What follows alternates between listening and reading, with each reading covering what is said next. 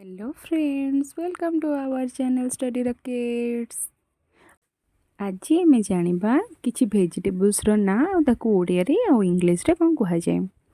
First ପଟାଟୋକୁ ଓଡ଼ିଆରେ କୁହାଯାଏ ଆଳୁ। ବ୍ରିଞ୍ଜଲକୁ ଓଡ଼ିଆରେ କୁହାଯାଏ ବାଇଗଣ। ପମ୍ପକିନ୍କୁ ଓଡ଼ିଆରେ କୁହାଯାଏ କଖାରୁ।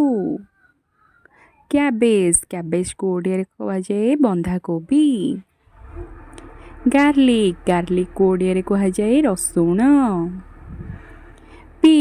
ପିଜ୍କୁ ଓଡ଼ିଆରେ କୁହାଯାଏ ମଟର ଛୁଇଁ। କ୍ୟାରୋଟକୁ ଓଡ଼ିଆରେ କୁହାଯାଏ ଗାଜର। କକମ୍ବରକୁ ଓଡ଼ିଆରେ କୁହାଯାଏ କାକୁଡ଼ି।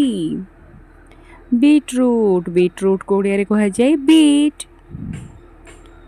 ଲେଡିଫିଙ୍ଗରକୁ ଓଡ଼ିଆରେ କୁହାଯାଏ ଭେଣ୍ଡି। ବିଟରଗଡ଼କୁ ଓଡ଼ିଆରେ କୁହାଯାଏ କଲରା। ପାପାୟାକୁ ଓଡ଼ିଆରେ କୁହାଯାଏ କଞ୍ଚା ଅମୃତଭଣ୍ଡା। କଲିଫ୍ଲାୱାରକୁ ଓଡ଼ିଆରେ କୁହାଯାଏ ଫୁଲକୋବି। ଅନିଅନକୁ ଓଡ଼ିଆରେ କୁହାଯାଏ ପିଆଜ। ସୁଇଟ୍ ପଟାଟୋକୁ ଓଡ଼ିଆରେ କୁହାଯାଏ କନ୍ଦମୂଳ। ବ୍ରୋକଲିକୁ ଓଡ଼ିଆରେ କୁହାଯାଏ ସବୁଜ କୋବି। Thank you for watching. Do like, share and subscribe.